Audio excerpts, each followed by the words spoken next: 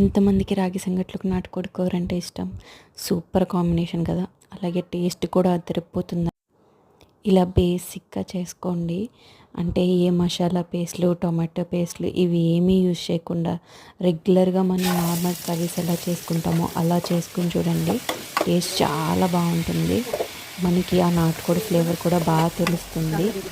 ఎక్కువ ఆనియన్స్ వేసుకోండి, అదే గ్రేవీ వస్తుంది. ఎక్కువ ఆనియన్స్ ఎక్కువ వేసుకొని బాగా వేగనిచ్చి పచ్చిమిర్చి, అల్లం వెల్లుల్లి పేస్ట్ అవి వేసుకోండి. నాటుకోడిని బాగా క్లీన్ చేయాలండి. బాగా క్లీన్ చేసి ఉప్పు కారం పెట్టి పక్కన పెట్టేసుకోండి. నాటుకోడి అంటేనే కొంచెం గట్టిగా ఉంటుంది పీసు.